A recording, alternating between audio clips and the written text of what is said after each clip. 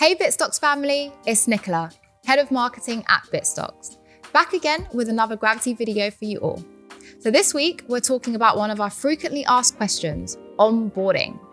We designed our onboarding process to balance our total dedication to security, with our aim to make using Gravity as quick and easy as possible. And that's why we do ask for a little bit more information than just your email address. So to set up a Gravity account, you'll need a passport or ID document and access to the Google Authenticator app or similar. Then, just follow these 4 simple steps. Step 1, register and verify your email address. Step 2, take a photo of your ID document. Step 3, follow the prompts for a video or selfie. And finally, step 4, connect your Google Authenticator app to your Gravity account. If you do get stuck at any point, our support team can always help. So do email us on gravity@bitstocks.com or tweet us at gravityeco. So enjoy the podcast, and until next time, goodbye for now.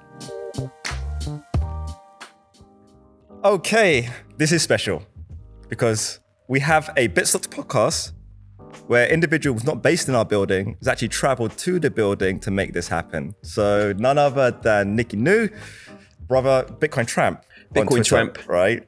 Bro, how are you, man?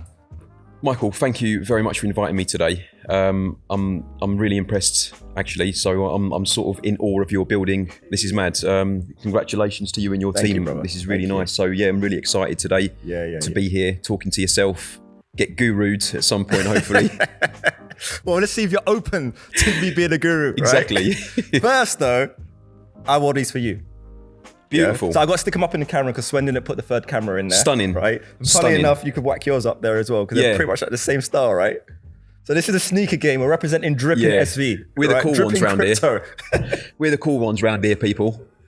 Funny story with these. These aren't the ones that I wore on stage. No, right? they're different colour. Yeah, different colour. I didn't even know I had these, bro. And come this weekend, Sunday, I was just going through the closet. So I moved a bunch of stuff from the office back home like a few months ago. Right. But we had stuff in the office that clearly I wasn't paying attention to. And when I did do that talk, my PA at the time, I said to her, when the black version of these trainers come out, buy me them. Clearly, she bought them, but she didn't tell me. So I was going through my home closet at home and I just saw this box in the corner of the closet, right? Right. What's that? Open it up. Dude, brand new pair of trainers. Like these trainers, the first time I've ever seen these trainers was on Sunday. And I would have had them for at least a year. If that happened to me, I'd be crying with joy. I'll be holding them, looking up to the heavens. Thank you. Dude, the post hit Instagram straight away, but I was like, drip, drip, drip, drip. Really nice trainers, to be honest. Are you a Jordan man, Michael? Funny enough, I probably only really got into the trainers subject matter recently.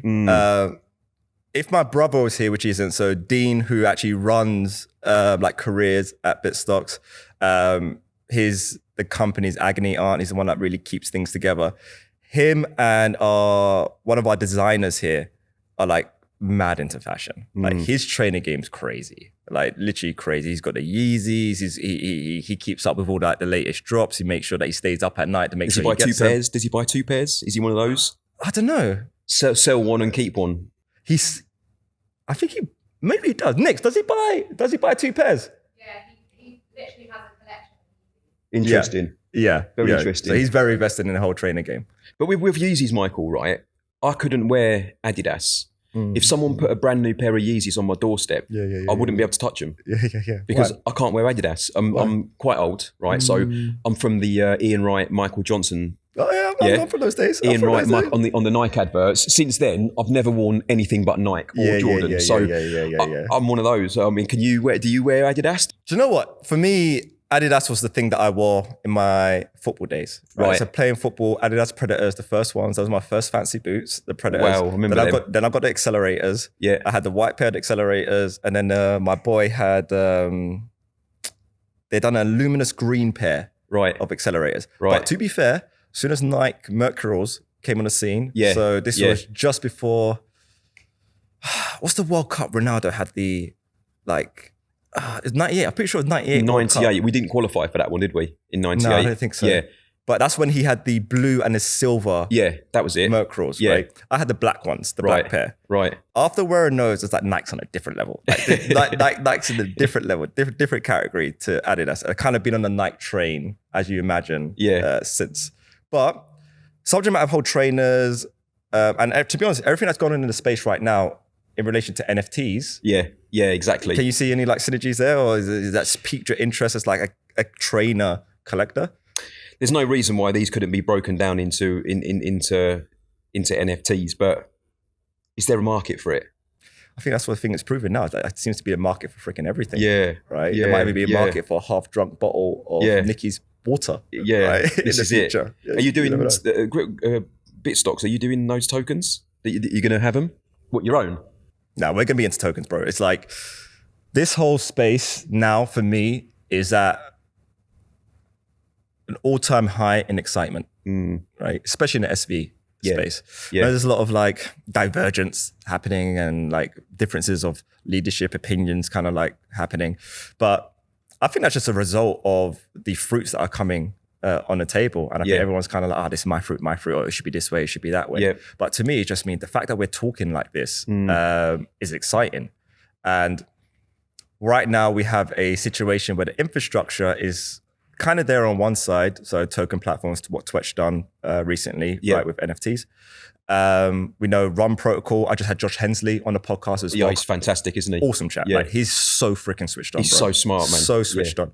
So that's a really good, in fact, the best breakdown, and I was literally learning live on the podcast as he was breaking it down to me. But a really thorough breakdown on the pros and cons of some of the token protocols. Yeah. What his experience as a young entrepreneur, what he's waiting for in relation to like token protocols. And it really kind of boils down to basically wallets. Yeah. Right. And I know there's quite strong opinions out there about what's going on in the token space right now. And some owners of companies are making their positions known like quite publicly. I'm enjoying viewing this landscape, and I get the whole regulation law approach. We've taken that very seriously. I know, with Bitstocks at Gravity, right? Yeah.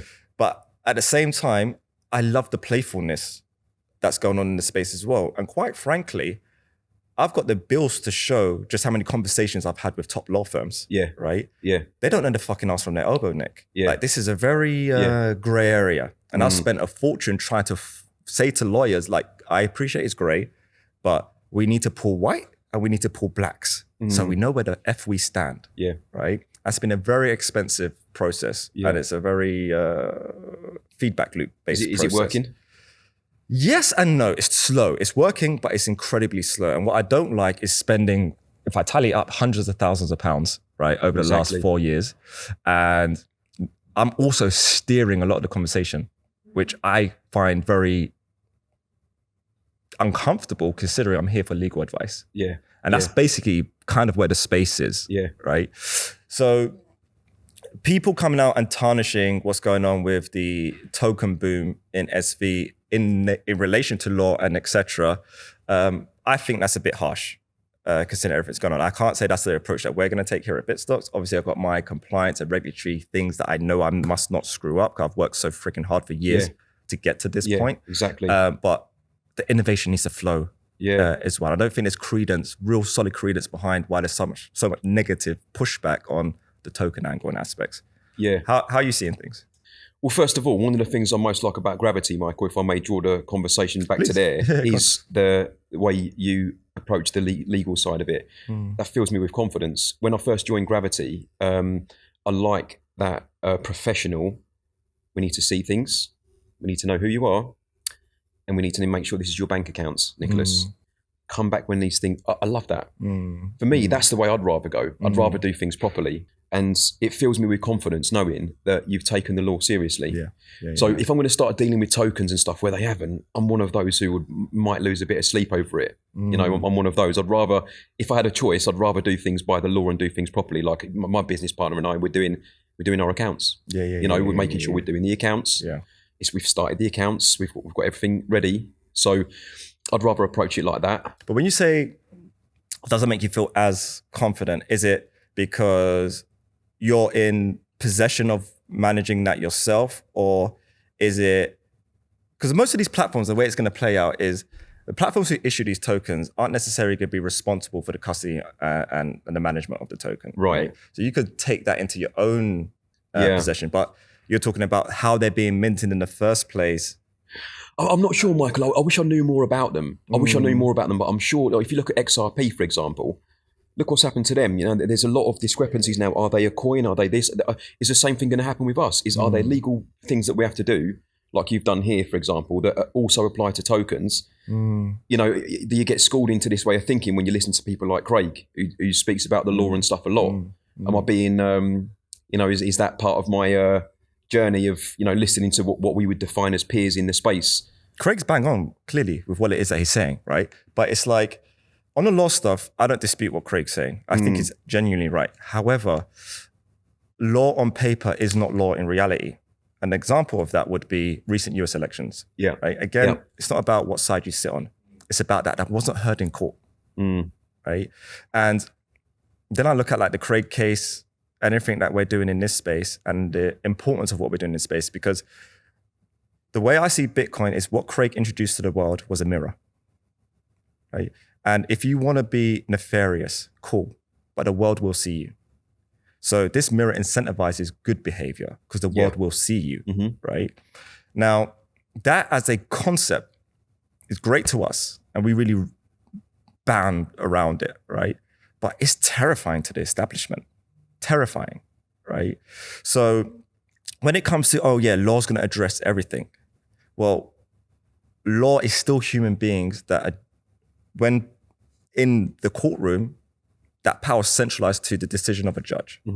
If that judge has favor with whatever's going on or owes a favor to someone who is on the opposite side and wants this outcome to go a certain way, if it even gets to that stage, you still can't say that law's a binary thing, right?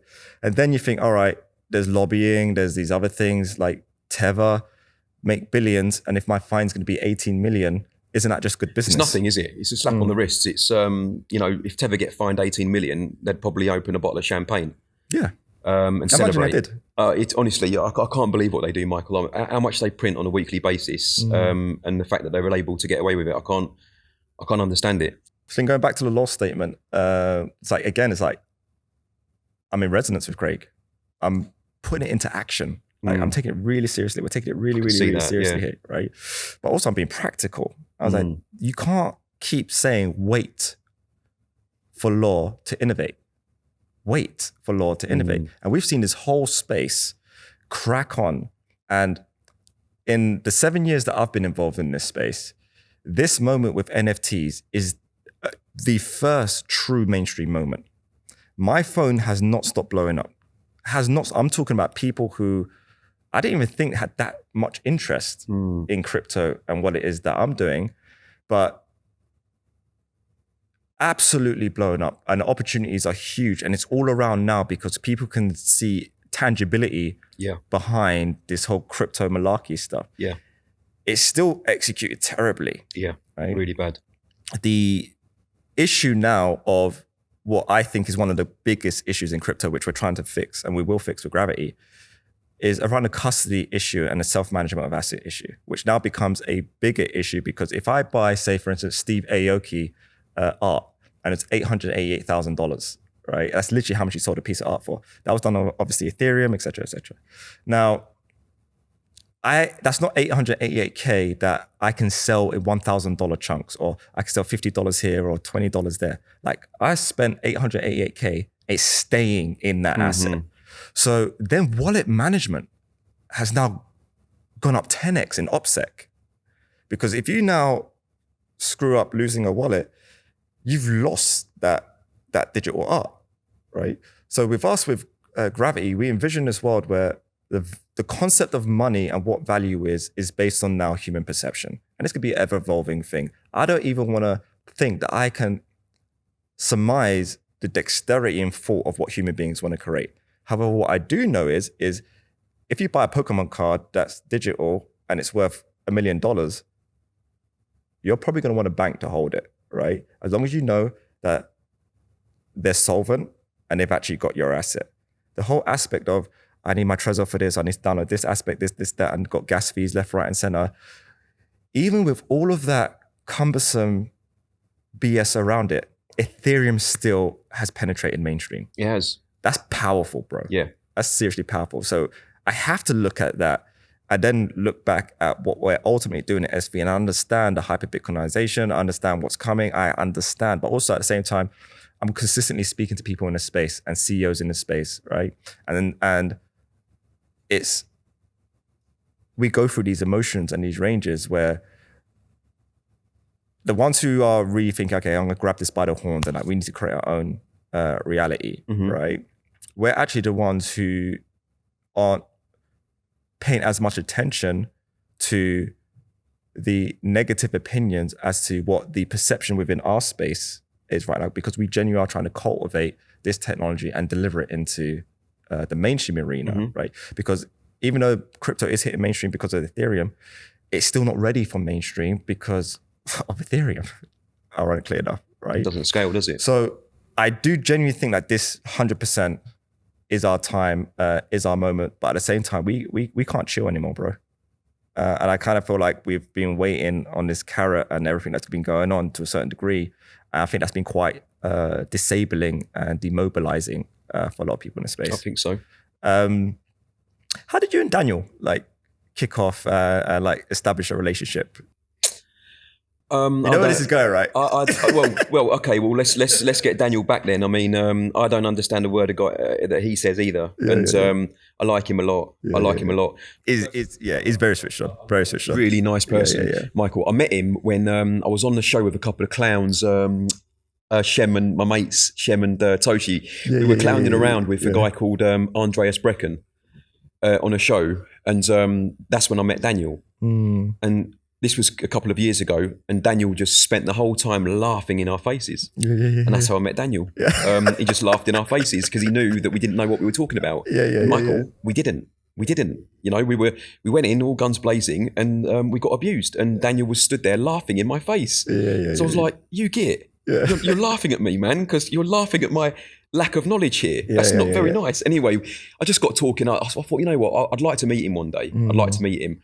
And I think I ended up doing a show with him about Boost, because for me, I didn't have a clue what he was doing with Boost. I sort of get it. I get it now. You know, I get what he's trying to do. He's trying to reinvent Bitcoin to reinvent Bitcoin. It's innovative as hell. It is innovative. I know what he's doing. I know what he's doing. I know the costly signal and all that sort of stuff. I do get it. I think personally he might have re-engineered the wheel, but that's how we met, Michael. It was on the BSV business show talking about Boost. That's where I met most of the people, to be honest, in this space. I think that's an interesting analysis. I'm not far from that conclusion myself. I was analyzing Boost. I was hearing him speak, and it's very impressive technically what he's done. But I'm always practical. It's not very practical, is it? What does it mean for people who aren't us, who aren't super nerdy? How's it going to be packaged? How's it going to be delivered? The product is a bit funny, you know, and a lot of these people, they miss that, I think. A lot of these geeky people in the space, Michael, they miss like nice products and they miss things that could be really simple, and they miss them because it seems to me like they want to sort of show an intellectual side to people, which me and my business partner, we say they want to be revered, you know, rather than crack on with business, man. We've got stuff to do. What's all this wanting to be sort of revered and stuff? And I think it's a very dev-centric community though. It is. And they're not the best entrepreneurs in general. That's my opinion, like generally speaking. Yeah, but the thing with dev ego, any dev, I can't imagine you guys not agreeing to this. If you do, like, hit me up in the comments by all means. But I can't imagine, if you're being truthful, I can't imagine disagreeing to this. I've never experienced a time where I've had something built by a dev, right? Let's say for whatever reason, me and that dev part ways. And then now a new dev has to pick it up. That new dev will always say what the old dev done was fucking shit. Like, it was the worst thing ever. It was this, it was every time, right? And for the most part, I imagine probably, okay, sometimes you might be right? But it's most certainly this ego complex, right? And this space took that on steroids. It's weird. Massively on steroids, because, and a lot of energy goes into resolving things that people in the real world give no fucks about. Exactly. Right? Exactly. And the way that, like, my kind of perception really of, one, even how to communicate this technology and even what we're doing in the space.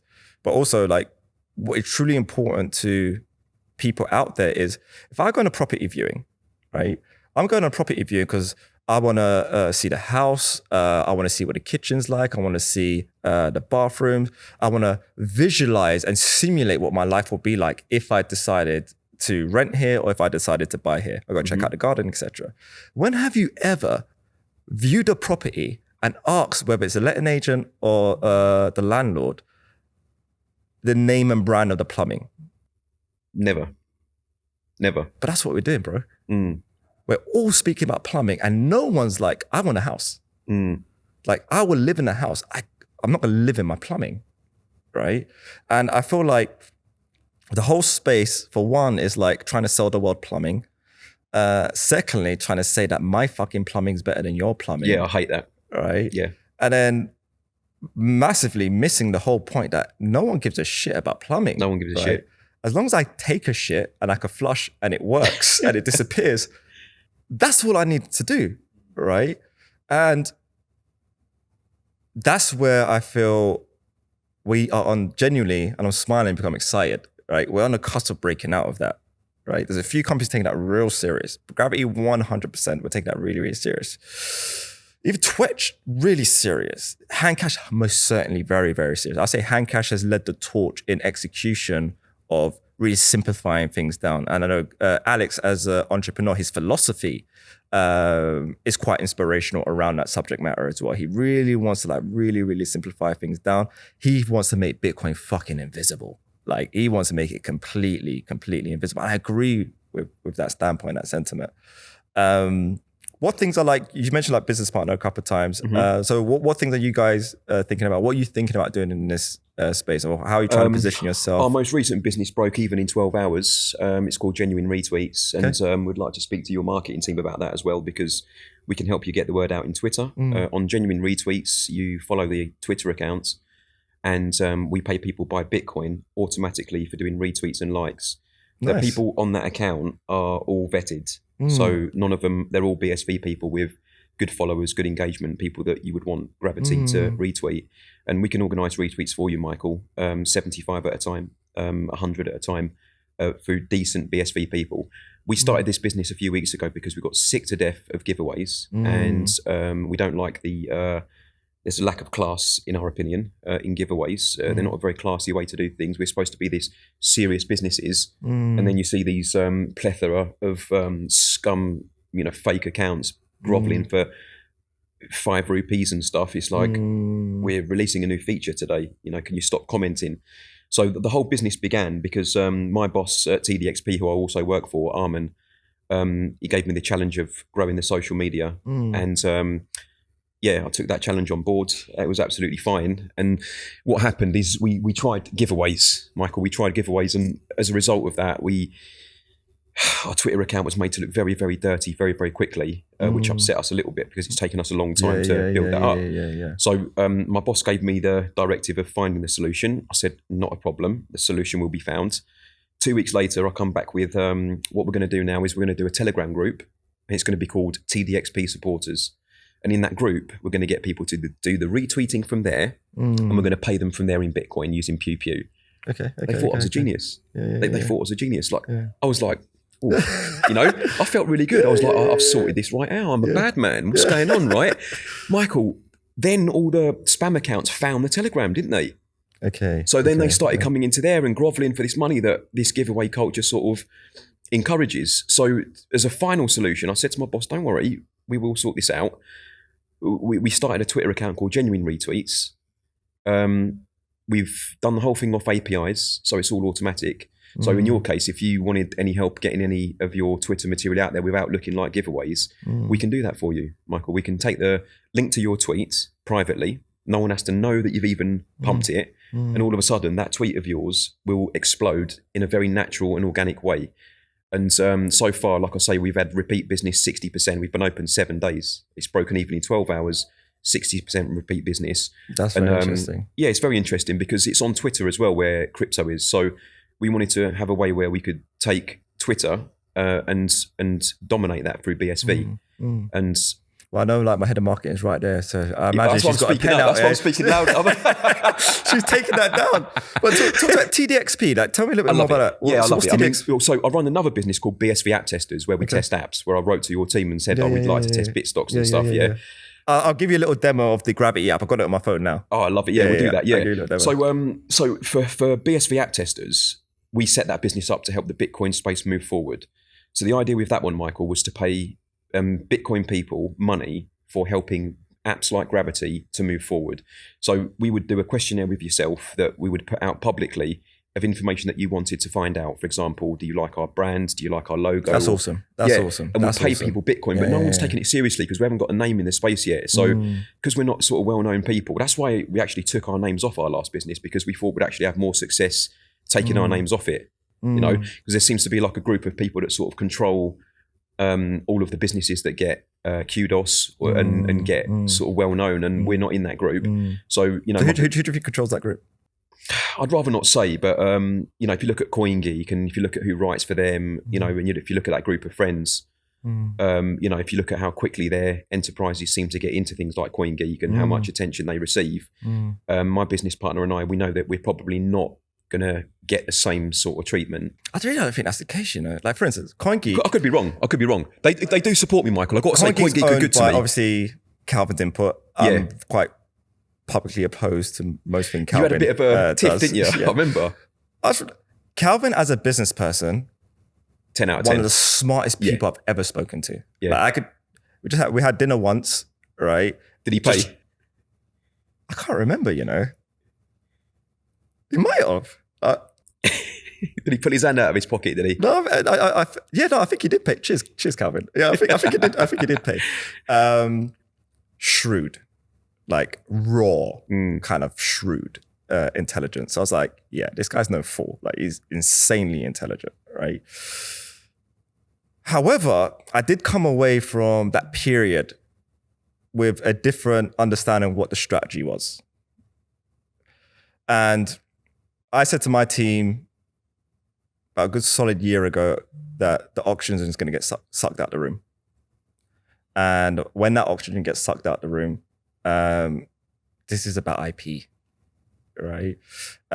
This is about grabbing the good companies while we're struggling, right? I was like, this is a long play. If you're playing with real capital, you don't play a short game. Like, you play a long game. But there are many people, and CoinGeek has an organization I really like. I really like CoinGeek as an organization. And there are people there who do great freaking work. I never tarnish, if I don't like one person, I'm not going to tarnish everyone. Yeah, they're really good. They are really good. Like, I will give them that. They're really good. You know, it's just that I think you're better placed if you're friends with one or two people that can help you get your business into those sorts of things. Like in BSV App Testers, no, we didn't have that, right? So there's a little bit of that going on, but I don't really care about that. I told my business partner to expect it before. We're here, brother. Yeah, no, this is what I mean. So now he's like, we're slowly getting oh, this is nice. People actually want to speak to us. This is really nice. But can I just finish the story about TDXP? This is crazy, Michael, because BSV App Testers, the first job was TDXP, right? And I've looked at TDXP and I said to my team in BSV App Testers, I said, look, listen, this is just a Bitfinex. Don't worry about it. Do the job.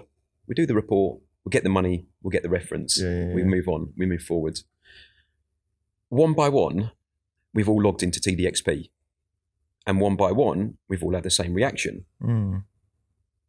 Hold on a minute. I think I'm in. Or how can I be in? I've got my passport. I've got my driving license, because that's what you tend to need for an exchange.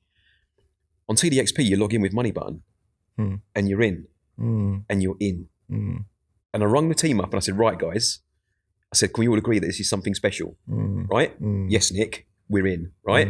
So we'll make this the best ever job we've ever, like, it was our first job, but I said, like, it's our first one, it's the best one. Go all the way with this one. Armin was really impressed. We done another job for him a few weeks later. Okay.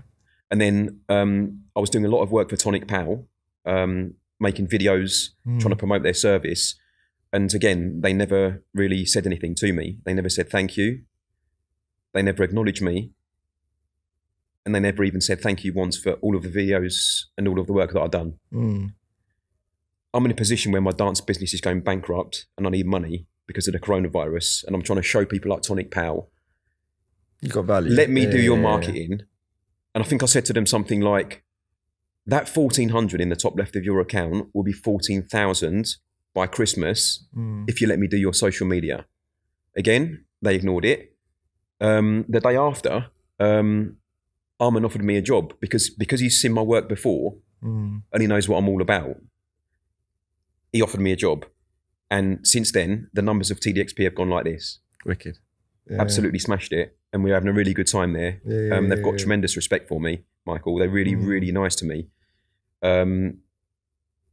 Constantly telling me that how important I am to their business and things like that, things that everybody else has missed, things that I know that I've got in abundance, which... So it seems like, I don't know, I'm commenting, like self-respect and appreciation is important to you, right? I'm working hard, Michael. Me and my business partners are working hard, but we're not getting noticed because we're not in the right... I keep saying to a certain person in the group, he knows who it is. Hello, mate. How you doing? Yeah, he knows who it is because we've been talking about it. But because I'm not friends with the right people, Michael, and I'm not in the right sort of... maybe I sound wrong, or maybe people see my hat and they think, I'm a bit put off by it or whatever. I don't know. I debunk that shit, like genuinely, and it's That's not. What I like it's not to take away from what you're saying because it's a real thing, bro. Yeah, it's a real thing. People look right? at your appearance and they think they know you. I hate it. With me and my whole strategy towards that, I'm not academically educated, right? My dad was a drug dealer. Wow, an unsuccessful one. Because he got sent down 11 years and we never had money growing up. So I don't know what the fuck he was doing, man. Right? It's very up and down. So my relationship with money was defined by what I saw in my household as a kid growing up. When there wasn't money in the household, domestic violence through the roof. Oh my God. Right? So I'm like an 8, 9-year-old kid. I'm like, well, yo, what's the beef with this money thing? Why when we don't have money in the house, mum's crying, right? Why is dad flipping out all the time? What the fuck's going on? Right? And I made a decision at a young age that when I grow up, I'm going to have money. Naive view, because you think money is happiness, all the rest of it, right? But that's what the relationship and all the things were. That's what was like working in my head. And I set up my first business when I was 12 because I was too scared to ask my dad for school dinner money, right? Serious. So I was like going to Blockbusters, renting games, copying them. They are PlayStation games, right? And I was selling to kids. I was making about 50 quid a week, bro. I was doing well. I was eating at Harvester, right? That's when you know you hit the big time, right? I was doing well. All the kids were going to like the normal places. I'm in like year 11, you're allowed to go out, right? Yeah. I was going to fucking Harvester. I was having a great time. Nice. Right? But when I got to 16, I think, in fact, it was the last day of school, come home, house was all dark, mum's in the corner crying, said, your dad's been arrested. It's like, it's not a surprise to me. I was like, it's really only a matter of time, really, considering completely fit the traditional bill of what this stereotype of what a black man is. Huge, big, 6'5", aggressive black man, right? I used to see my dad flipping out, wilding out, police or otherwise all the time. It didn't matter. He will flip out. I've seen him go to fight policemen, right? Scary, man. So this is all the stuff that I was growing up with, right? You don't come across like that at all. I used to be angry in my younger years, very angry. It used to come out through football and sports predominantly. That's where it really came out, football and sports. However, what he taught me is the best lessons because he taught me the things not to do through his example, right? And also I was like, the whole drug dealing game is mad simple. And it's too easy. It's too easy. It's too easy. Right? It's way too easy. Yeah, you could do that with it standing on your head. It doesn't stimulate me. Yeah, there's no challenge there. Do you know what I mean? So I set my first computer business up properly when I was 16. I built it up. By the time I was like 17, 18, I'm making 7-8 grand a month, right? I'm going to business studies. At this time, Southgate College. My dad was like in prison. My mum I was still at the house, my mum's house. And it's still like, Mike, go and get an education, right? I still kind of even though you were turning over that money? Yeah. They didn't know how much I was making, but that my mum knew my mum knew I was running the business because the whole house changed. The whole bottom floor of the house was like a warehouse, right? But didn't really know how much money it was that I was making, but I was just still being respectful going down the educational route, right? And then one lesson flipped the whole thing. I had 2 different teachers for business. One was a lady called Sharon, amazing, incredibly entrepreneurial, huge aspirations as to what she wanted to do, how she wanted to curate her own business. Really captivated me in my imagination as a kid. The other guy was Martin, traditional textbook pusher, never run a business in his fucking life, and was there teaching me about business. Yeah, right. I had packages with me all the time because I was running my business at eBay, I was running it online, I was always posting things. So he turns around to me one day, goes absolutely ballistic for good reason, because I was an arrogant little shit, making that kind of money, going to college. I was like, you don't inspire me in any way, shape, or form. I was being a dickhead, bro. I'll be honest with you. It's easily done though. Yeah. At that so age. he turns around, flips out on me. I was like, look, Martin, do you want me to tell you why I don't pay attention in your class? I was like, word goes that you have never run a business in your life. Exactly. Okay. I run a business and I'm making £78,000 a month, which is 2-3x your salary. Right? Is that what you said to him? Yeah. I was like, this is why I don't pay attention in your class, because the educational system, by your example, is broken. I was like, that's why I don't pay attention. As you can imagine, I was never allowed back in that class. But when I came home that day, I said to my mum, enough, I'm not going down the educational route. Yeah. Because in that moment, I decided, what did I want my life to be? I've always been a student of education.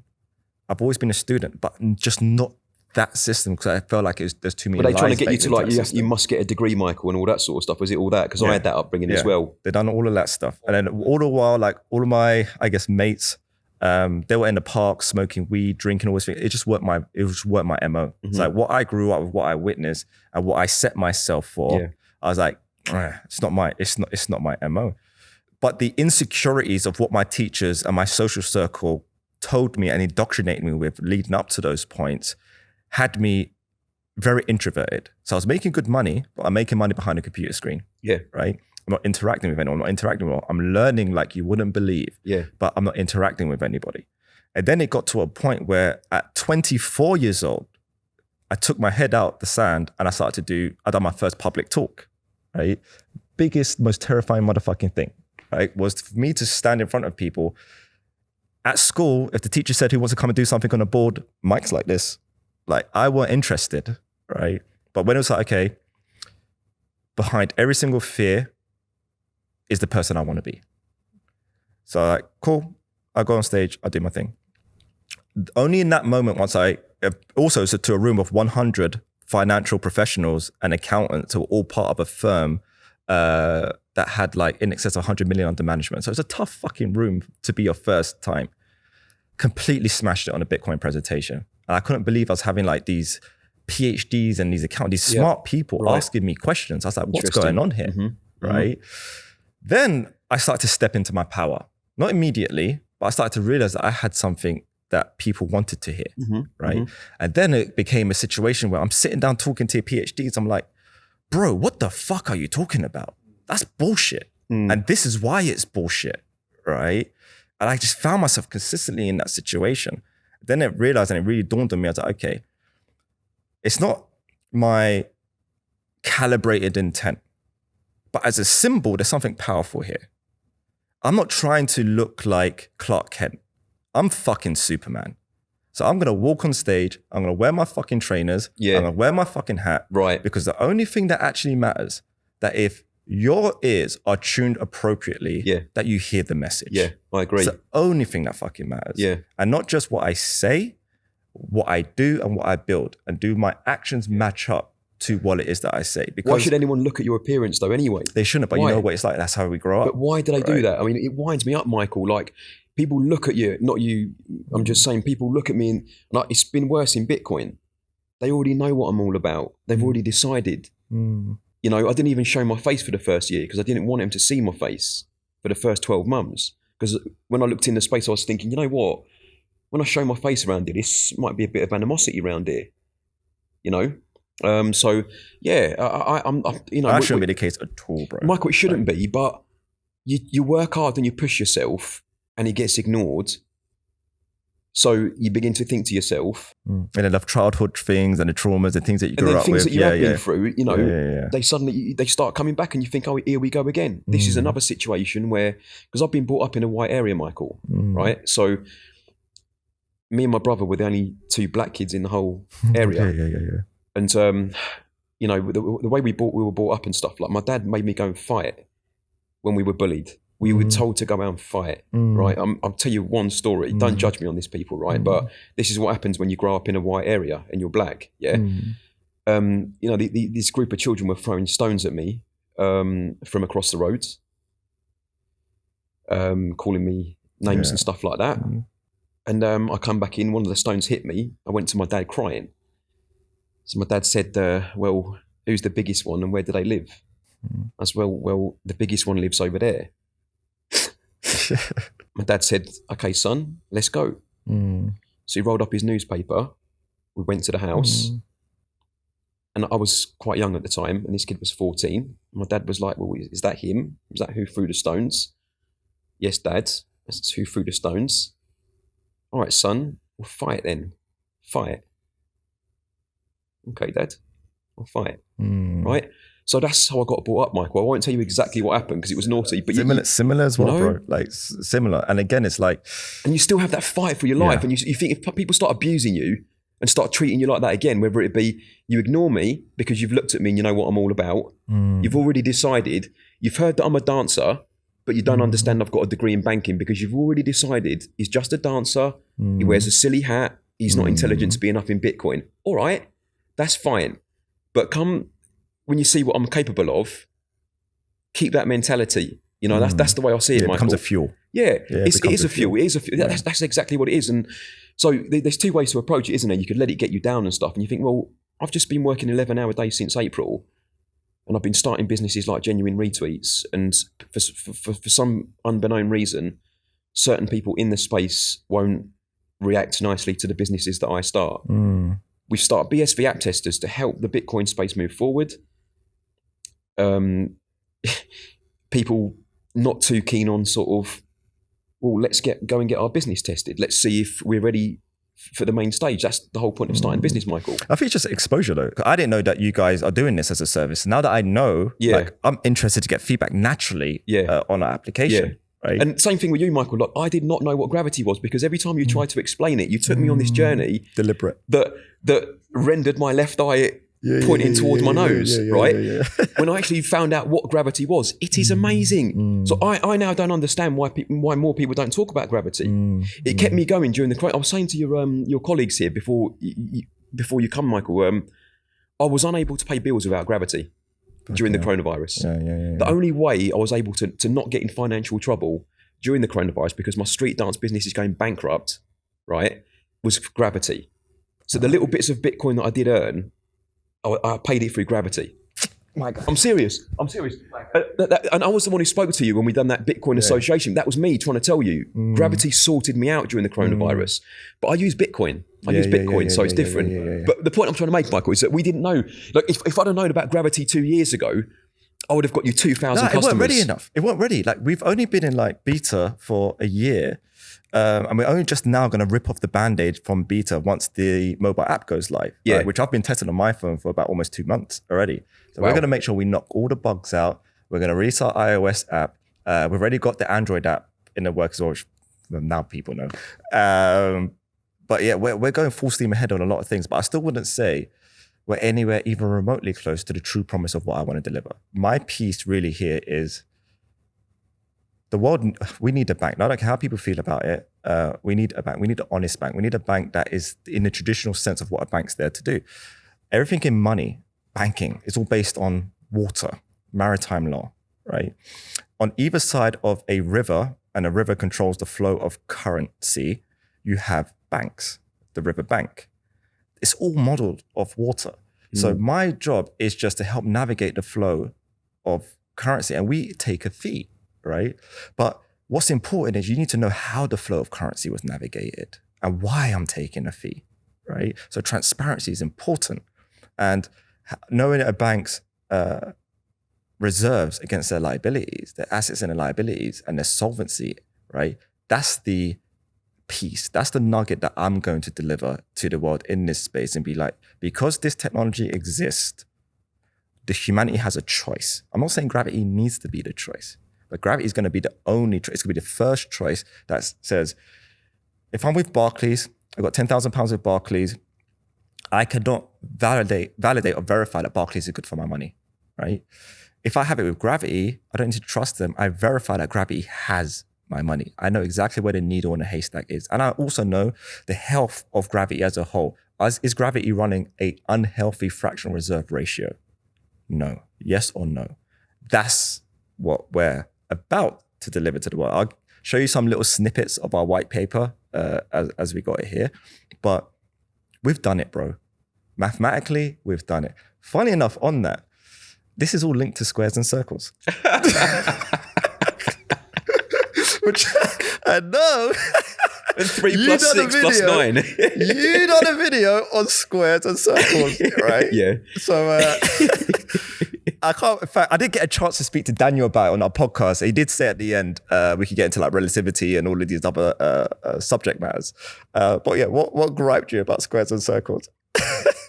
Because do you know what, right? I love Gravity, right? And I'm sort of, maybe I'm a blunt kind of guy. I'm really blunt. I'm the opposite way, Michael. I'm really blunt. And, you know, what you see is what you get and all that. So when I saw you on the stage, I was like, right, here comes Michael. Go on, Michael. Saw the sneakers. Go on, look at the sneakers. Right, I was jumping up and down, clapping you. And then you started talking. I was like, right, why is he talking about squares? What, is he forgotten where he is? But again, that's partly because I'm not that spiritual kind of person. And I forget who I was sat with now. I think I was sat with, I think it was Laura Blockchain on one side, and then a friend of mine, and then Sam Cox, another mate of mine on the other side. And we were looking at each other going, what's Michael saying? Is he forgot? Has he got a different speech? Come on, tell us, man, what happens? So, I've been dropping nuggets every CoinGeek I stand and speak, right? You have to sew them all together to be like, what was he really talking about? It's a very deliberate thing that I'm doing. Firstly, I'm kind of teasing Craig mathematically, right? There's stuff that I don't feel Craig was comfortable speaking about until I started speaking about some stuff, right? And I saw in Bitcoin, knocking on the door 4 years ago now, the imperfections in the mathematics. Bitcoin is one of the most perfect mathematical things I've seen.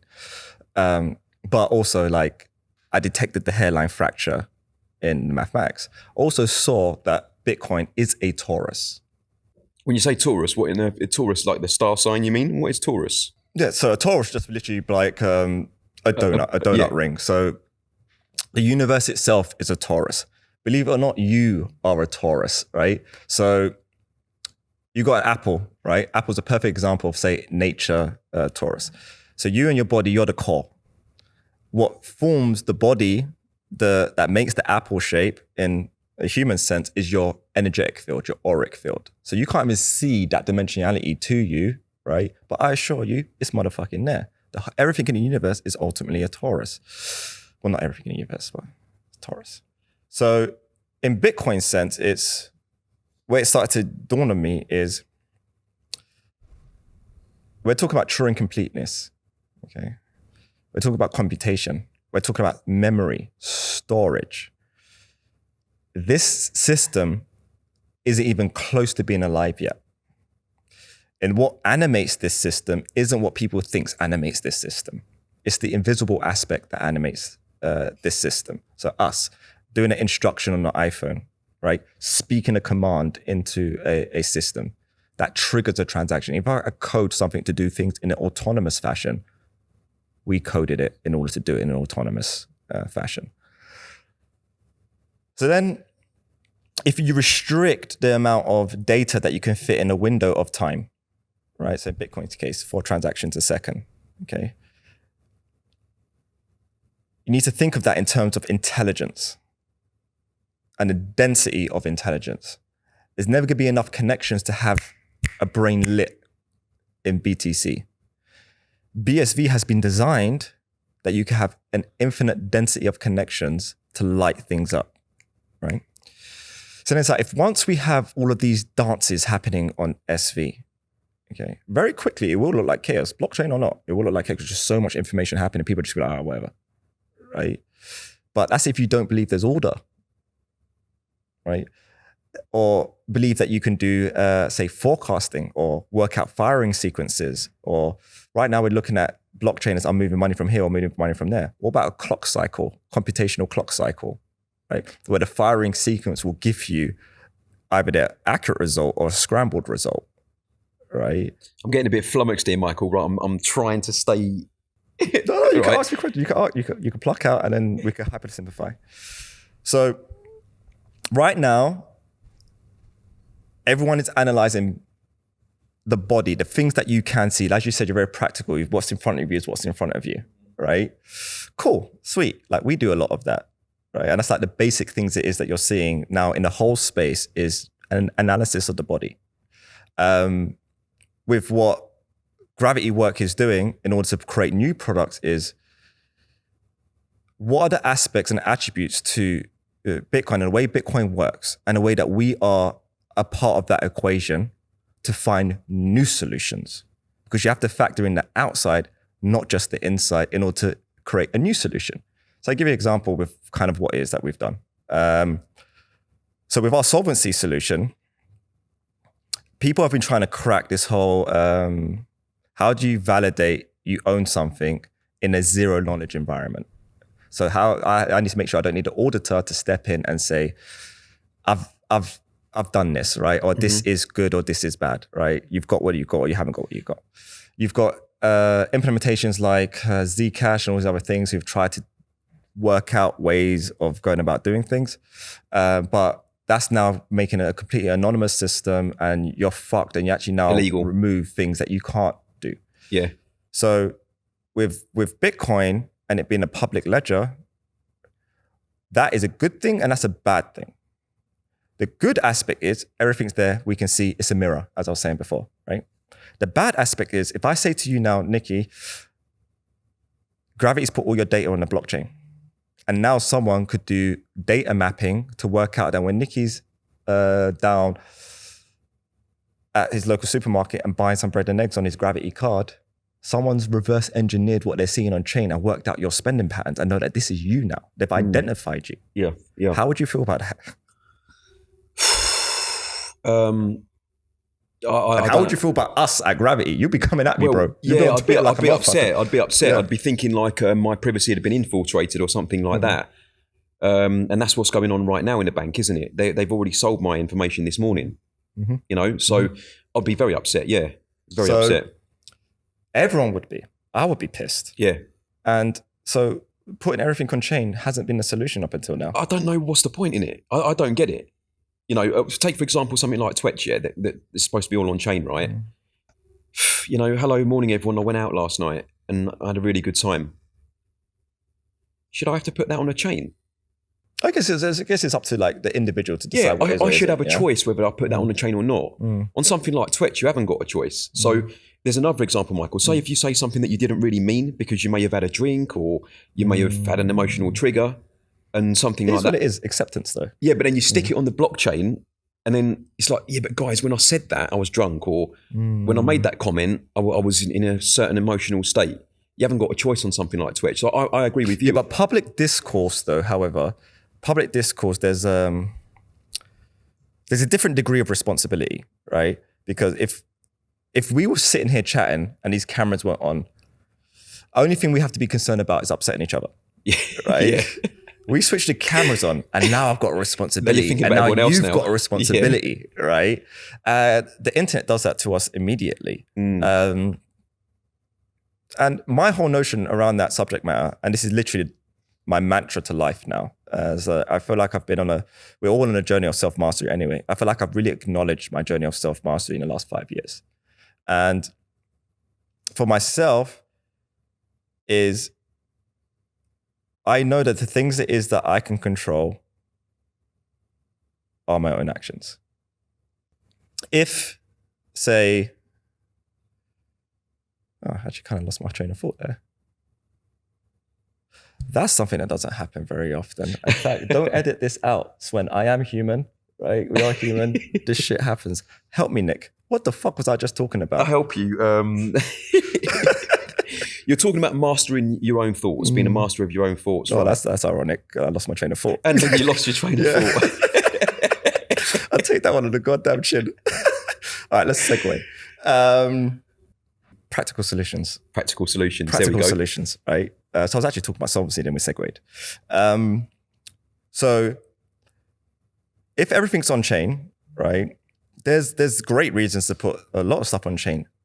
People's private financial data and what they're doing, I know, because that's sensitive information. But it does need to be there in a sense of its chaos, right? So that way no one could discern you are Nicky at Gravity. Yeah. Right? Yeah. The way that we establish order within that chaos is you log into your Gravity app and you see the order. Yeah. But I need to make it chaos to everyone on chain, because it is all going to be on chain, right? What, the whole of Gravity? Yeah. The transactional system all going to be on chain. Encrypted on chain? No. And this is what innovation is, right? Because the whole thing about, it's got to be encrypted, this, and that. It's you just got to make the haystack huge. Yeah. And you got to make the needle per transaction impossible to find within that haystack. So when Nicky logs in, you got a needle straight away. You know, you can see. Yeah. But everyone else, you're like, this haystack is like impossible. And the great thing is, you say like BSV app testers and all this kind of testing environment. I can't wait for this to be tested, because until it's tested, I don't really know if we've definitely done it, right? I need to throw it out there and say, all right. We'd help you with that privately. Can you data link these transactions and work out who's who? I very strongly suspect they're not going to be able to do this. It's particle swarm optimizations. There's some interesting mathematics going on in order to form these particle swarm optimizations. But ultimately, it makes it seem like complete effing chaos on chain. And the only way that you establish that order is if you're actually a Gravity client. And privacy, I think, is going to be the next big thing within the SV space. I'm not forget the SV space, because up until now, our wallet infrastructure and the way that we've gone about everything in this space over the last 12 years is not geared for anything of high velocity and mainstream applicability. Because, example of what I was saying earlier, I buy a painting, 888K. Now my concern is that's one block of value, right? And I've got to really secure that block of value. But that's data that makes it that value. The art makes it that value, not the token. It's the art that makes it that value. So if I lose that key, if I lose that wallet, that's bad, really bad, right? Now, yeah, but is it bad though? I mean, if you can prove that you were the prior owner of those keys through demonstrations of things which took place in the past, then how can anyone who's in any authority deny that you had those keys once? That's the beauty of Bitcoin as well. If someone comes to my front door and they nicks my keys tonight, take my keys, mate, because I'm going to show the police what I've been doing with my freaking keys a month ago. So that, I don't even know if that is the case or not. I don't know, how does it go like that? I agree with that comment. Do you know what I mean? I agree with. The issue is the management and the ownership and the storage of all these keys. Of course, because Granny doesn't do it, does she? This is data now. Yeah. So if I do a little bit over here, I'll do a little bit over there, do a little over there, and then there's some form of audit. And you forgot about this. You forgot about that. You forgot about that, right? Also, no one's really that concerned about the privacy issue, and everyone wants the privacy issue to be resolved with density. I get that. Yeah. Because, okay, the more people using a chain, the more private it becomes. The more private it becomes. But that's not the only way, bro. And funny enough, once I worked this out, and we worked this out here at Bitstocks, then I realized this is why Craig has only ever expressed opening the bank. It's the only way to do this and not need anybody. Yeah. And which is kind of, I think, fits into Craig's mentality, right? Not needed to rely on other people. Yeah. Squares and circles will spit out. That's our first tangible result that is going to really like spit out. And where it stems from there really is who's going to be the best DJ at the party, right? Who's going to be able to really understand all of these swarms, what's going on within the blockchain, what the data is, who's going to be best DJ at the party. I definitely see data and intelligence as the most exciting, juicy bit. Well, this is the thing. I mean, you look at something like genuine retweets, it's a thought process which has enabled that type of business. The technology's been there for a long time. It's just that the people who have engaged in it have just had a very one-dimensional thought process, and they don't have the sort of ability to think outside the box, like my business partner and I, to invent something like that. So I think it's going to come down to like what you've done here, who can think the best, who can think the best. We can all do 12-hour days, we can all do 15-hour days, but what do those mean if you can't think and if you haven't got that imagination and that creativity? One thing I'll say about dancing, like some of your friends, Michael, from London, you may know about things like dancing. We take one step and we freestyle it, right? So we might take a heel step and you might dance on a heel step for 3 hours, see you could do the best variation. That's there for Bitcoin. It's the same part of the brain. So we can freestyle on these types of things. As long as I get to know the technology, I can 100%. outthink a lot of these people, and I know I can. And all I say to my developer is, put these things in layman's terms to me. Something like the white paper. I'm not interested in the white paper. I'd rather watch boxing, rather watch football. I love my football like you, Michael. I'd rather listen to music. I'd rather DJ. I DJ as well. Reading the white paper, no, it doesn't appeal to me. So all I say to my business partner is, with stuff like the white paper, just try and communicate it to me in layman's terms, what it can do for business. Let me do the rest. I'll find a connection between net profit and how that works. So I agree with you. I think we've got to think. We've got to think. If you look at genuine retweets, Michael, I don't mean to sort of bring the conversation back to that again, but people can now get paid to retweet through Bitcoin automatically. No pandering people online. Just, it's all automatic. The computer knows. You press retweet once, you get paid. Stuff like that. But if we haven't got the thinkers and people who want to do business and people hungry to make net profit, I think we are going to suffer. There's a lot of people out there that would rather sit there for maybe 2-3 years discussing an idea and not do what you've done here.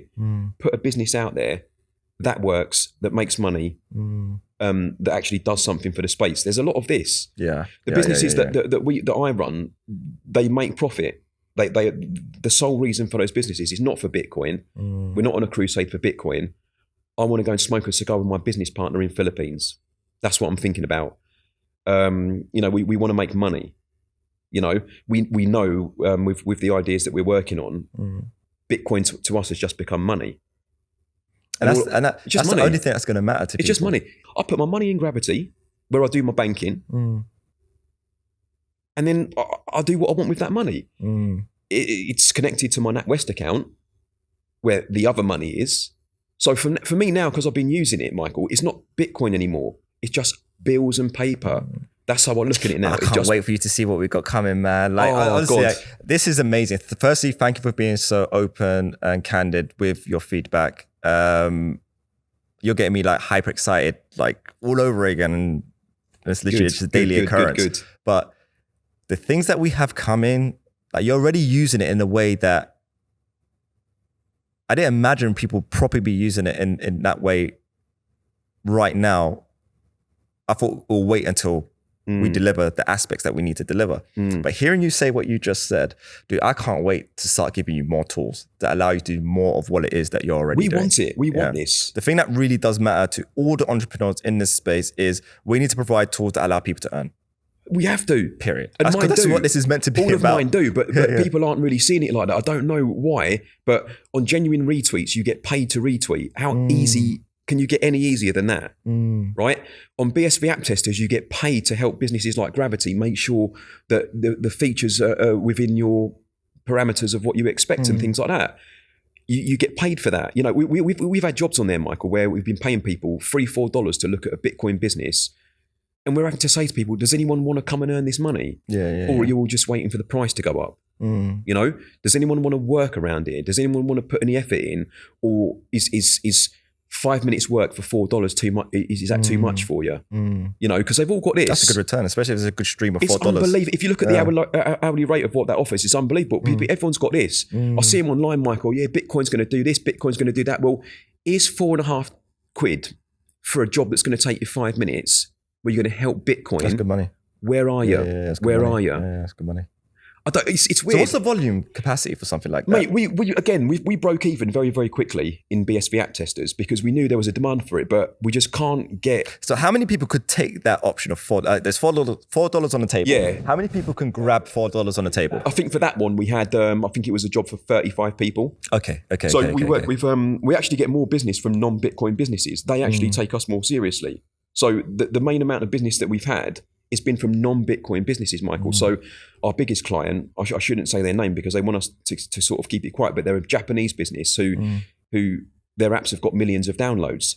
They love us. They love us. They contact us more than any Bitcoin business in this space. And they're not even a Bitcoin business. They love our service. That's good though. That means you're onto something. People aren't thinking like that. It's like, it's unless you go on this all singing, all dancing crusade of the blockchain, a simple solution like a bank, what you've done, doesn't get the kudos. I don't understand Just it. want to quickly address, we said bank so many times in this podcast. Gary, as it stands right now, is not a bank. Yeah. We're in the process of getting our licenses.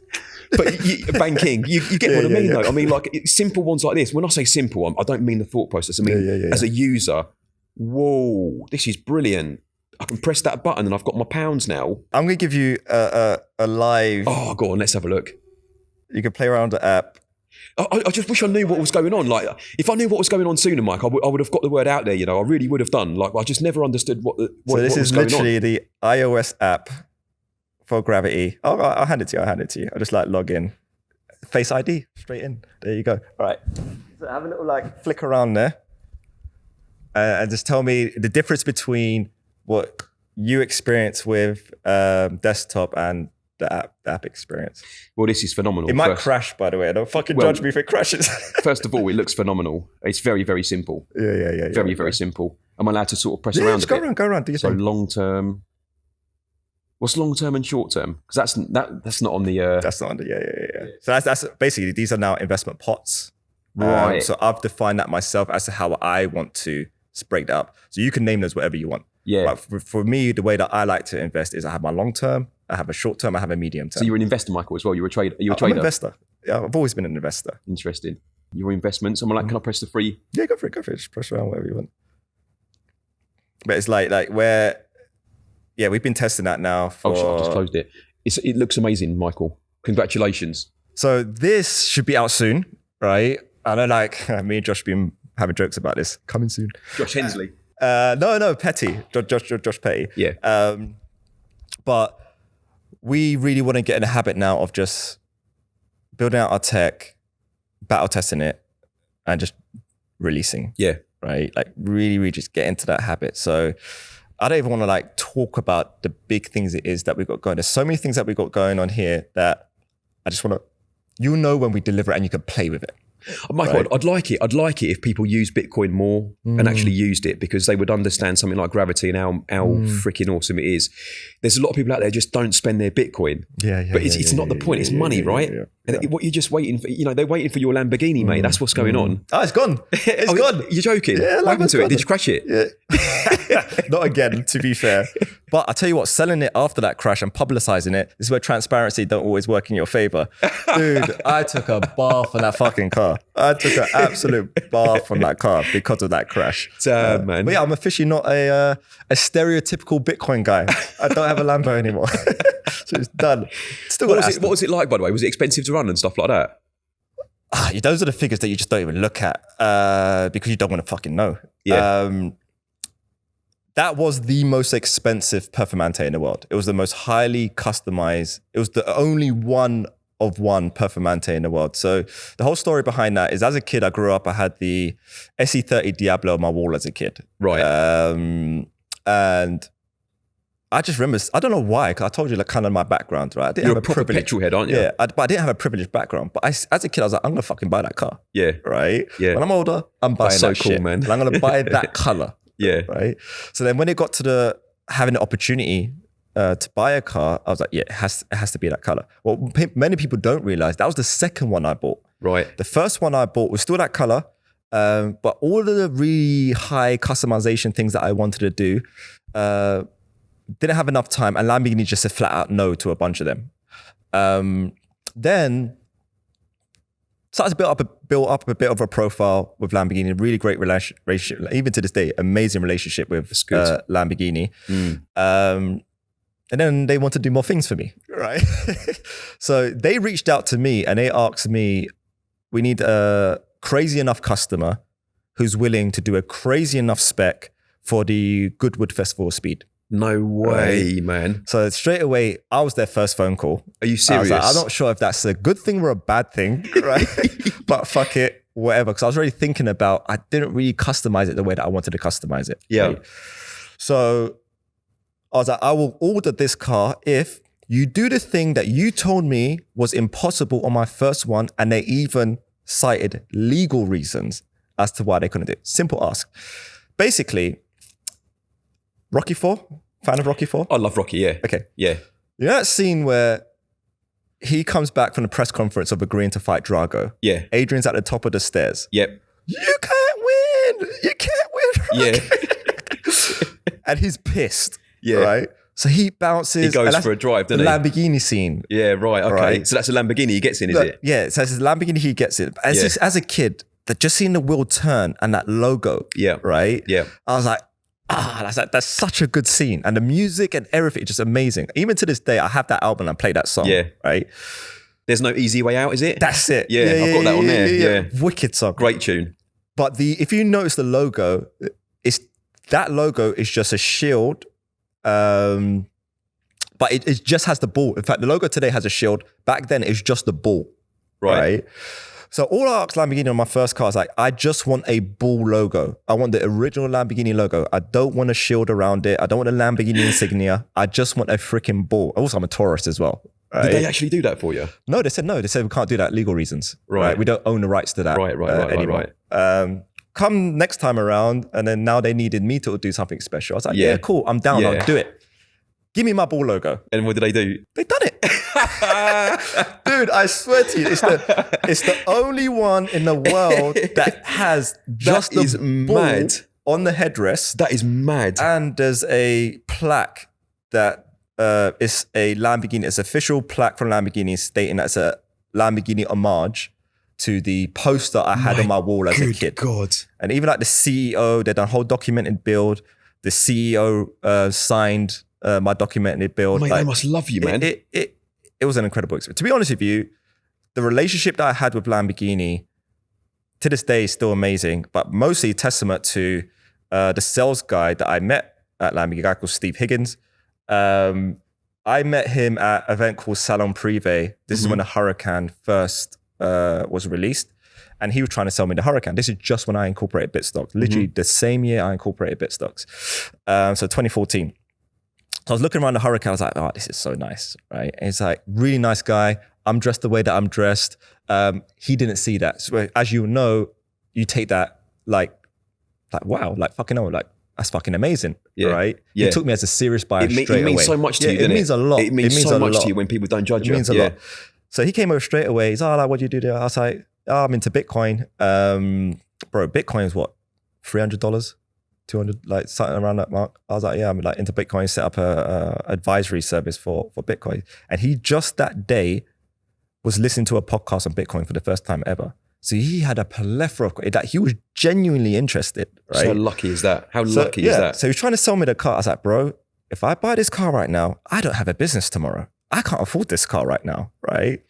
So, but we stayed in touch. But he, even though I said that to him, he kept on calling me and said, like, Mike, we've got Hurricanes at Millbrook. Just come down, spank it around the track. I was like, Steve, I'm weak. If I come to that track, I'm going to give you money that I can't afford to give you. Yeah. I was like, I ain't fucking coming. Yeah. Right? Yeah. So we always had like that kind of relationship. And then I randomly called him up one day. I was like, bro, I'm ready. All right, like let's buy a car.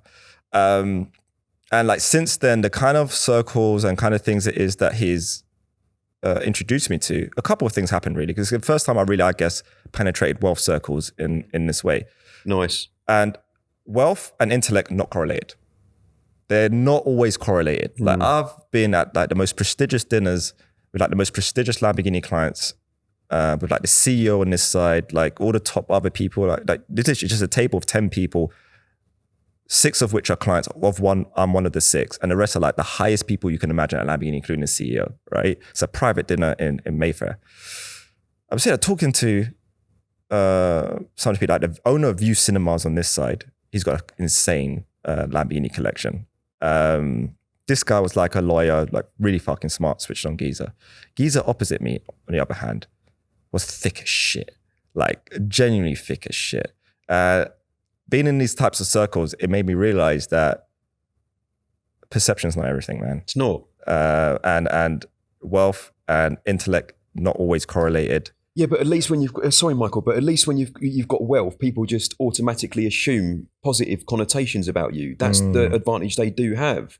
They don't walk into a room and get negative connotations immediately, right? They it's like if you've got money, that's an automatic key to people respecting you immediately. And I don't understand that. Show me the case. Money is an amplification tool. It's got a lot in common with alcohol, right? Alcohol makes some people happy as fuck. They just want to hug and everyone, right? Alcohol makes other people incredibly abusive and angry, right? I think money does the same. Like, money is an amplification tool. If you are good, it will amplify the good in you, and you want to do more good in the world, right? If you're an arsehole, you become a super arsehole, right? Genuinely, money is an amplification tool. And I've actually, funny enough, going back to something Daniel Krawisz said in his breakdown, which I think is actually one of the best breakdowns out there, one of the best economic minds in this space. Yes, and understanding of money. economics. Yeah. He's switched on, referring to it as energy, right? And that is the accurate way of assessing money. And there's only one way to measure energy, and that's time, right? And that's definitely most certainly kind of like looping and tying some of the other things that we spoke about. Should you have to pull up in a Lamborghini for people to respect you, Michael? No. Right? No. Should you have to tell people that you've got Gravity Bitstocks for people to actually respect you? No. Right? Should I have to, show people that I've got businesses, for people to respect me? Because for me, respect is off the bat.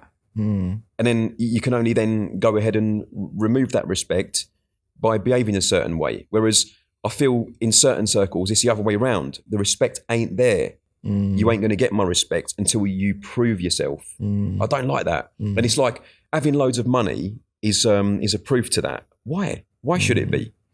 It shouldn't be, because it shouldn't be. Nice people are nice people, Michael. Do you know what I mean? It's not an indication of how that it was acquired. No, right? No, it isn't as but well. Also at the same time, it's like respect should be earned to a certain degree. Yeah. It should be default from a humanitarian standpoint, right? I love my neighbor stuff, right? That should be default. But when it comes to, okay, why should I do business with you, right? That's when it's about proofs in the pudding, proof of work, because I am well prepared. I am well documented. I have built, my shit works. It's seamless. You can make this, you can save you that, right? And that's where intellectual prowess needs to come through in execution, because that's the only thing that matters. Like, you can be as smart as hell, you could talk, we can have the most based conversation on the planet, right? But what are we doing about all this intellect that we got in our head? Exactly. And to me, it can be a double-edged sword, right? The ability and the gift of sight can become a huge challenge, arguably a burden, but I don't like disempowering words, because you see more clearly the challenges that the world faces, right? And if you do have an understanding as to what the potential solutions can be, now you're tasked with knowing what a solution can be and then not doing a solution, right? And that can erode and that can chip away. And this is why people say, ignorance is bliss. It can be freaking bliss, right?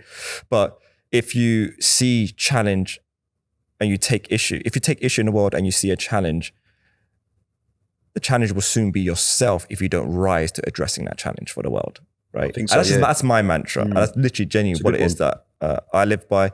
And everyone here at the company is of that mindset. We genuinely believe that, and I most certainly do, that this experiment that we are on with gravity, right? Walking into the belly of the beast and saying, I'm going to switch the lights on, right? You've got to be willing for anything to happen to you to go down that route. But to date, no one's been willing to allow anything to happen to them to go down that route. I don't think I'm the only guy that could have possibly worked out the solution of how to technically do it. I don't think that I am the only guy that could have worked that out, right? I think I'm the only guy that was incentivized enough, because money wasn't the huge driver. Ironically, I think it's going to make us a fortune because of it, right? Yeah, exactly. I know humanity genuinely freaking needs this, right? I know I would love this from a client standpoint, a consumer standpoint, but more importantly, this as a symbol, as a message, especially to be this young mixed race kid, grew up in shitty area, Wood Green, right? History is that I have in my upbringing, not academically educated, don't have a fucking degree or PhD to rub between my fingers, right? But I've got PhDs working for me, right? There you go. And this is what it is that we have created. Yeah. And I am because I am. And I created something that all of my teachers told me growing up, you can never be in banking, you can never be this, you can never be that. Well, guess what now, teachers? Mike owns a bank, That's what Mike decided to go off and do, right? 100, bro. And that's genuinely what I just want this company, myself as a leader of this company, to stand for as a symbol. It's not that everything has to be done through us. It's just a symbol, right? That there's no reason, there's no excuse, nothing. Because if I done it and I trust you and I'm more than willing to reveal all my dirty laundry to everyone, right? If I done it, that means anyone can do it. Like genuinely, anyone can do it. And that's the approach it is that we should take, bro. And I will welcome you on that approach and to continue to be a symbol, be united as being a symbol, because I don't think it's a case of what you think it is at this stage in the space and the trauma that we grew up with, obviously experiencing, and I know how deep-seated that is. So I've never seen it from that regard in when I'm viewing you, but then at the same time, I'm very similar to you. You know what, Michael? I made a mistake, really. The mistake I made was going on the what's it called? Shem's show. The BSV channel. How so? What do you mean in terms of mistake? Well, people got the wrong impression of me, right? When I went on to that show, I demonstrated confidence, Michael, because I'm a very confident person. And part of that confidence was slating people like Peter Mccormack just because I wanted to have a good laugh and stuff. And as soon as I started slating Peter Mccormack, well, them two found their bollocks as well, and they started slating him. And I think people just got the impression that all I've really got to offer is slating Peter Mccormack. They don't know that I've been teaching children for 16 years. They don't know things like that. They don't know how dedicated I've been to helping mums and dads. And the reason why I've got no money is because I've been helping children. I've been helping them with their confidence and their fitness. That's what I've been doing for the past 16 years. But like I say, those things don't get respect. But if I'd have pulled up in your Lamborghini, everyone would want to talk to me, right? But the fact that I've been helping children for 16 years and I've helped so many children, Michael, right? I've taught children from backgrounds that you've described today. I've helped children that can't even look you in the eye because they've had such bad things happen to them. That's what I've been doing for the past 16 years. I've been going around schools helping children. Do people respect me? Not really. Not really. But who else, you know? Bro, I think it's impossible for those around you to not respect you if that is genuine what it is that you're doing. I think it's your perception of yourself that you think that the people have this opinion, right? And I'm so fucking thankful that you're mature enough to sit here on cam and speak this way. Yeah. Right? It's powerful, bro. But I don't think it is what you think it is at this stage. Look, at the end of the day, right, Michael, people are going to see what I'm like eventually, and they're going to be shocked how quickly someone like myself can make net profit. The only reason why I haven't been making net profit so far is because I've been focusing all of my energy on teaching children how to dance. Since the coronavirus, like I said, I was saying to my mum, I've been getting up at 7 and working all the way through to 11 pretty much most days because I've got so much energy now. Because I'm not training for 3 hours a day on my dancing. I'm not doing yoga every single night. And I'm not, I think I was saying again to your friends over here, my standard day before the coronavirus was, say for example, a Monday, I would go to the gym for breakfast and work very, very hard because you have to do that in my job. I would then go home and have my breakfast, come back and to the gym and dance and prepare for the dance class for another hour and a half. And then I later on go and teach the class. Yeah. That's physical. A lot of work. That's physical. And I'm 42 now. Yeah. Right. So that's Black don't crack, bro. We don't. You don't look 42. You did not look 42. So that's what I mean. People don't realise. If you could find me any 42-year-olds that can stand in front of a bunch of 16 to 18-year-olds in the BSV space and not look like a clown, and not have those children laugh in their faces, bring them to me. If you can find any people who used to do a banking job, which is what I used to do before I started dancing as an underwriter. I had a well-paid job and stuff, who left that with 2 days' notice to start a dancing business, who's been running that for 16 years, single-handedly. Bring them to me because I want to meet them. I want to talk to them because I know they're going to have some very special characteristics within their personality in order to be able to do stuff like that. Like I say, people in this space, they don't see stuff like that. Yeah, it's not seen. So I'm sort of getting more at that. It's not really respected. You only seem to get respect around here if you sound like, say, Daniel Krawisz, and you're talking a language that only the super intelligent can understand, right? Well, I've been working 1 hour. Well, in terms of work, Michael, I've been working since I was 25. I've been working 7-hour weeks since I was 25, and I've been able to make a living out of working 7-hour weeks. right? So people start talking about what is intelligent, what is not intelligent. Since 25 years old, I've been making a living walking into a room, putting on some Busta Rhymes, dancing and going home and getting paid. So people want to talk about what's intelligent and what's not intelligent. Some of these people claim they're intelligent, they work more in one day well, not anymore. It's different now because I work very long hours. But back then, they would work more in one day than I would work in 1 week. You know? So I've always been like that, work smart. Work smart. And this is the thing, people don't see it. But I see signs, Michael. I see signs in other people. You don't have to sound posh to get my respect, or you don't have to have a certain level of wealth. I look at you and I see signs. You know, I see signs in people. And signs for me would be like, hold on a minute. You started your own dance business with 2 days' notice. Are you joking? For me, that would be a sign that I would take seriously. Yeah. In this space, it's not the sign they're looking for. They're looking for more, what do you drive? Who do you know? How much money have you got? Not how many children have you helped? How many mums and dads have you helped?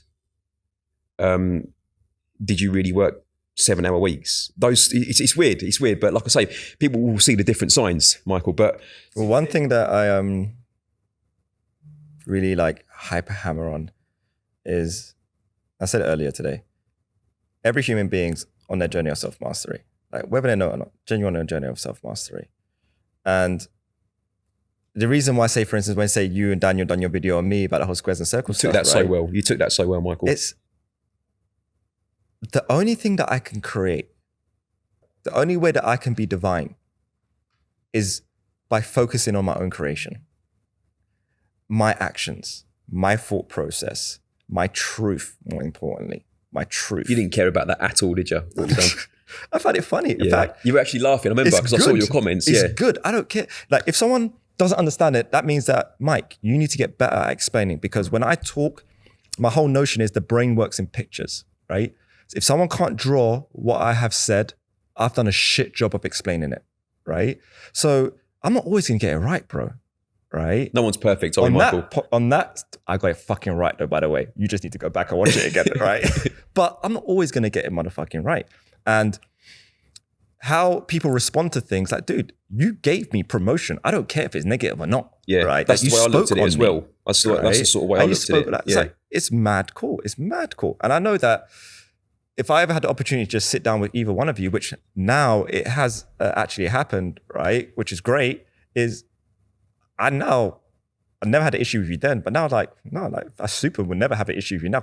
I know you guys better now, right? And same. The whole likewise. thing about it is genuine. It's a self-mastery aspect.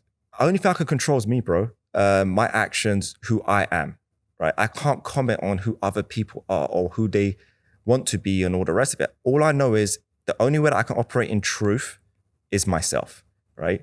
And part of that is this whole notion of we got skeletons in our closet, right?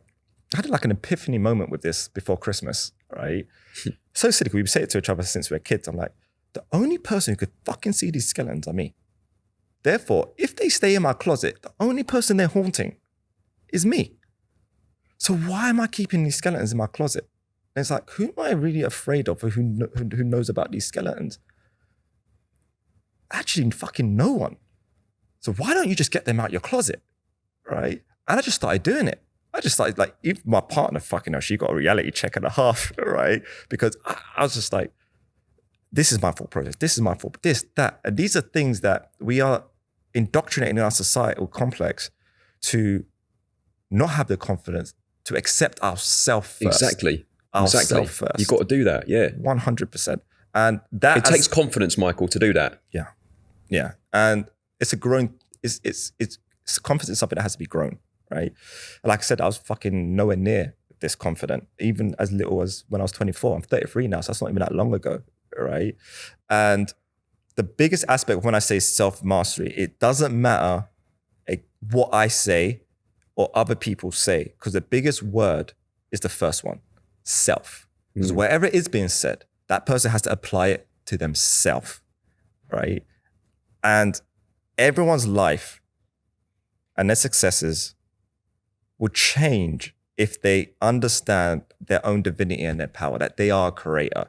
And this whole law of attraction narrative gets a very low bandwidth articulation in society because it's so focused on positive results.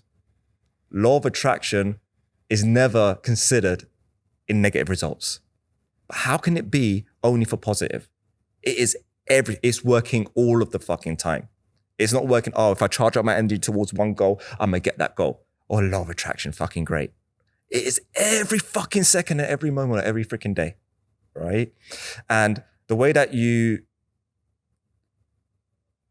influence the other ripples in a pond is if your ripple has the largest amount of impact and resonance. And then other ripples come into your state of resonance. And that is how I become a commander. That is how I become a creator, right? It's because I understand every part of my chemical reactions, billions, trillions happen every single second in my body. This chemical factory is that I have the physical aspects that everyone identifies with in the mirror that tricks them that is all that they are, that they are the particle.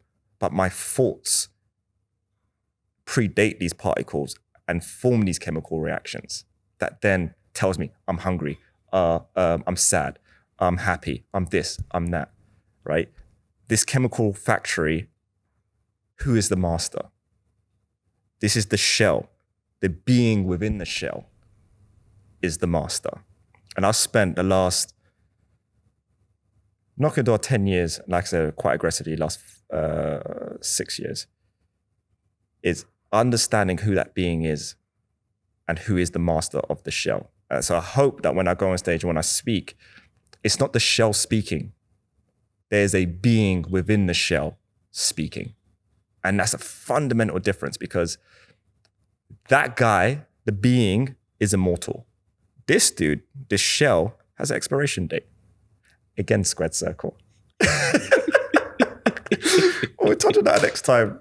Nicky, my bro, we got a 10-minute card ages ago. But I just want to say again, man, like, considering that we haven't spoken since basically people, I guess, will perceive that there might be contention between us, right? Yeah. Because of just that little moment. They probably assume right? there is, but there isn't. But the fact that even though we haven't spoken, but there's no dialogue, and you still agreed to come down and actually share this moment with us, man, it's amazing testament to you. Can I just say that, like, I've got so much respect for what you've done with Gravity because I use it, Michael, and whoever, I'm very much of, if someone does something special, I want to meet that person. Gravity is special. For all the people that haven't used it in the UK, you please get connected and have a look at it. It's brilliant. I'm here because I wanted to find out. Thank you. Gravity is amazing, seriously. So what a pleasure to be here as well, tell you what Michael. we do now, just because you've done that, we'll walk over to like our design team. I'll show you some little secret stuff. Please, I'll show you some interesting Please, I'd love to see it. But you got to keep it stum. I promise you, I'm very trustworthy. Okay. Yeah. Otherwise, it'll be on all these reviews and Imagine it. getting retweeted. Nicky, my bro, I appreciate it, man. Thank you for coming down. I want to come again, man. I Wicked. want to do this again. Thank you, Michael. And thanks for being so nice and everything. Well, that's another episode in the bank. As always, guys, peace, love, and light. All the best. Take care.